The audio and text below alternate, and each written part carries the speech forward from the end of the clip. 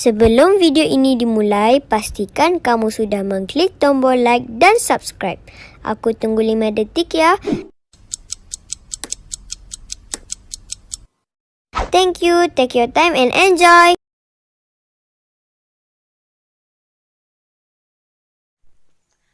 Assalamualaikum warahmatullahi wabarakatuh. Kembali lagi dengan saya Risma Fitila Solia. Di video kali ini saya akan membahas mengenai bagaimana sih merencanakan jenis kelamin. Untuk itu jangan lupa like, comment, subscribe, and share. Semoga video ini bermanfaat ya.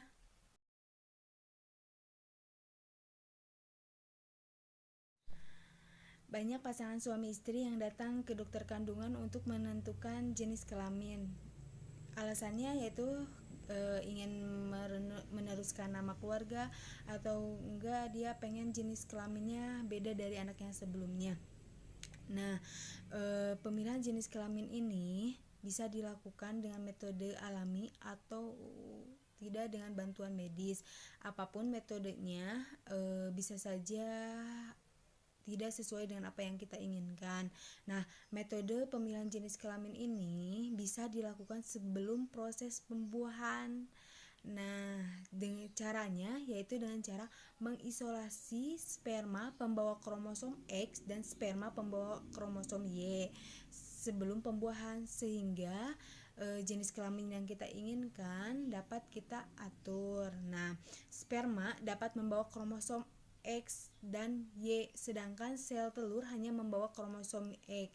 Apabila si sel telur dibuahi oleh kromosom pembawa X, dia hasilnya anak perempuan. Sedangkan apabila sel telur dibuahi oleh kromosom pembawa X, dia jadilah anak laki-laki.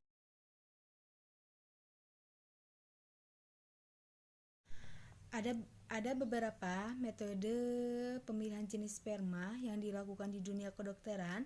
Yang pertama yaitu metode Erikson. Nah, ini tingkat keberhasilannya 75% sampai 80%.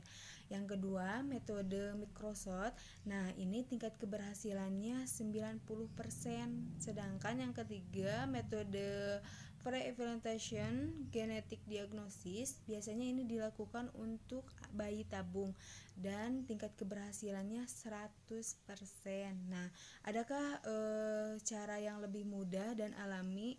Nah, selain dengan metode yang tadi saya jelaskan, ada beberapa metode alamiah yang dapat kita lakukan untuk mendapatkan jenis kelamin yang kita inginkan. Untuk mendapatkan jenis kelamin yang kita inginkan, kita hanya diperlukan diet dan menjadwalkan hubungan seksual. Nah, ini tingkat keberhasilannya 70-80%. Di sini bukan tidak makan, tapi mengatur pola makan sebelum masa pembuahan, bukan selama kehamilan. Nah, caranya diet untuk mendapatkan anak laki-laki yang pertama yaitu memenuhi asupan kalori sebanyak 2.500 kalori per hari. Yang kedua, memperbanyak makanan natrium seperti ikan asin, telur asin, daging, sereal, makanan kaleng, roti, dan yang lainnya. Yang ketiga yaitu memperbanyak makanan kalium seperti alpukat, pisang, kentang, jamur, labu, dan yang lainnya. Nah, perlu diingatkan di sini harus dihindari yogurt, susu, mentega, dan keju. Nah, untuk mendapatkan anak perempuan, di sini perlu membatasi asupan. Nah, yang kedua yaitu mengonsumsi sayuran-sayuran yang rendah natrium.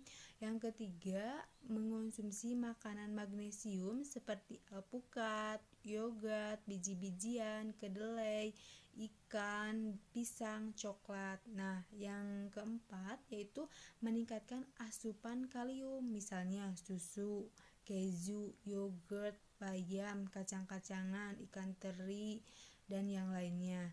Ya, yang perlu dihindari dari sini yaitu garam, ragi, daging, kopi.